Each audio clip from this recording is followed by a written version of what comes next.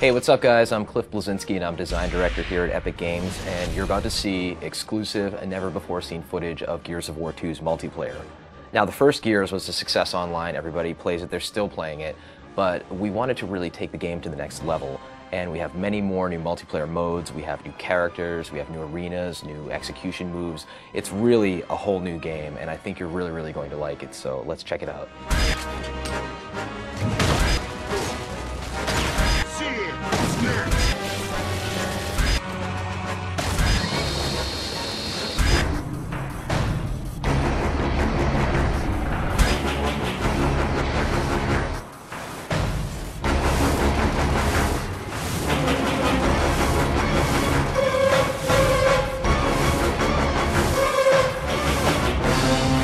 Three locations you're going to see on this exclusive video are going to be River, Security, and Gridlock.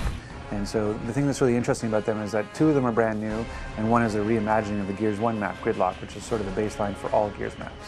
River is based on a single-player location that people get to see in Gears 2 called Landdown, where they actually go to deploy all the gears to the underground. It's a sort of snowy, wintry hamlet. It's a beautiful setting where there's beautiful violence as well. The final location is a map called Security, which is a mysterious COG outpost with laser fences and laser turrets, in which players have to deactivate said turrets and lasers in order to acquire some of the bigger, better weapons. It's visually compelling, and I think it represents a nice cross-section of the multiplayer experience of Gears 2.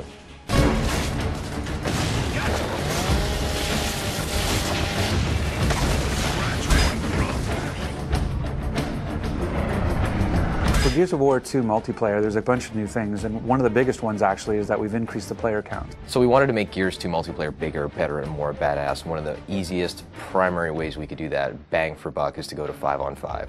Right now it really feels like a really good number of 10 players in the battlefield taking one another out, and it really kind of rounds things out nicely.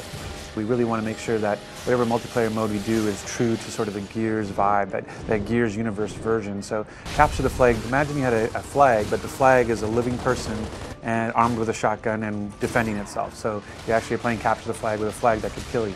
And so you have to go and you have to basically capture the flag by downing him and picking him up as a meat shield, and then you have to drag him back to this location to score a point. So it's capture the flag but done Gear style. So another mode that we're showing is again sort of a reimagining of a known style, which is the wingman, where it's you and a partner playing against everybody else. We used to call it 2v2, v2, v2, v2. The fact that Gears is really all about co-op, it didn't feel right to have this sort of just last man standing kind of gameplay. It didn't resonate in our world. So when we looked at how we'd want to have that kind of gameplay, it really felt more like it had to be sort of a co-op experience. The third mode that you'll get to see in this exclusive video is something we call Guardian.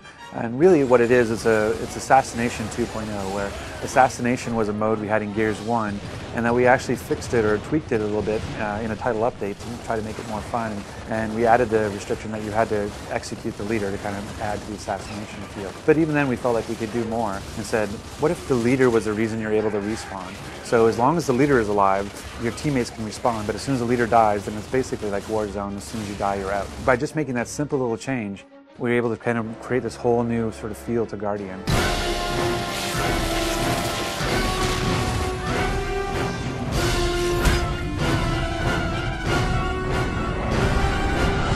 So some of the new weapons that we have in Gears of War 2 include the Scorcher, which is one of my personal favorites. It's essentially the flamethrower from hell. It is basically the most beautiful but deadly flamethrower ever conceived in a video game. Then we also have the Gorgon, which is a locust burst pistol, which is tremendously powerful and also very heavy. And then we also have a shield that players can wield, and they can carry that around and deploy that. You could actually carry the shield with the burst pistol and kind of use that as like a 1-2 punch. And then we have a poison grenade that players can use for area of denial in order to kind of throw this nasty, noxious cloud out. So in Gears of War 1, we had the ability of using a grenade for grenade tagging. So we found that it would be more interesting to actually take that idea of grenade tagging an opponent and actually apply it to the environment. So now you can actually take any of our 3 grenades, the poison grenade, the smoke grenade, or the frag grenade, and you can actually attach it to a wall.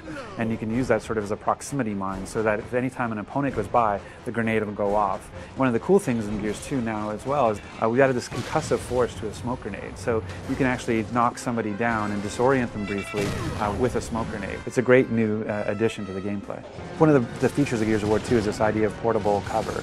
We have it both in the shield that you get to carry, the idea of the meat shield, a feature that sort of led to meat flag, this idea of being able to hold somebody as a captive and defend yourself while they block the shots for you. One of the big things about Gears 2 is just not just relying on a static cover that's already placed in the world, but being able to carry cover with you and move with cover as it moves through the level.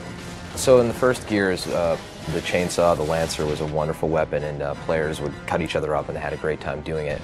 But we never really got into the whole idea of if two players came at each other with a chainsaw, what would happen. It was essentially random who won.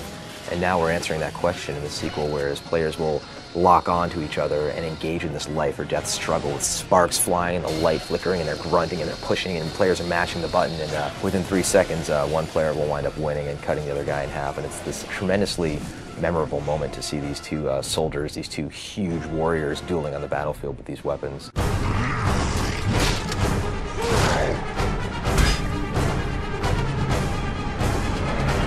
In Gears 2, when you knock somebody down but not out, first of all, they can try and crawl away from you. But if you do happen to get a hold of your enemy, you can first take them hostage, which is called meatbagging them, so you're kind of holding them as a human hostage, human shield.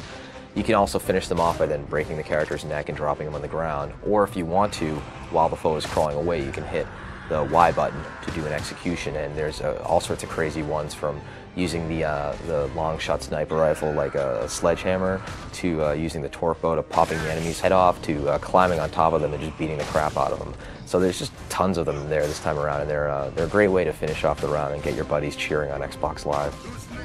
So in Gears 1, we found that a lot of players felt that evading towards their foes, rolling essentially, and shotgunning at the end of that evade was an effective technique.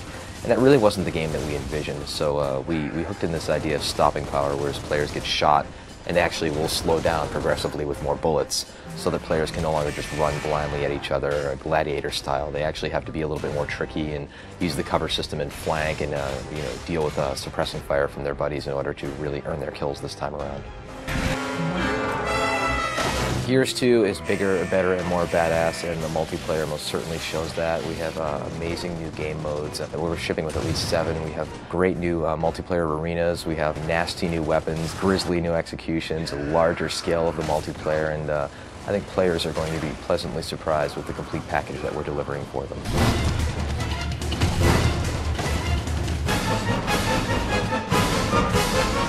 Thanks for checking out this exclusive look at Gears of War 2's new multiplayer features. Looking forward to seeing you guys this winter on Xbox Live.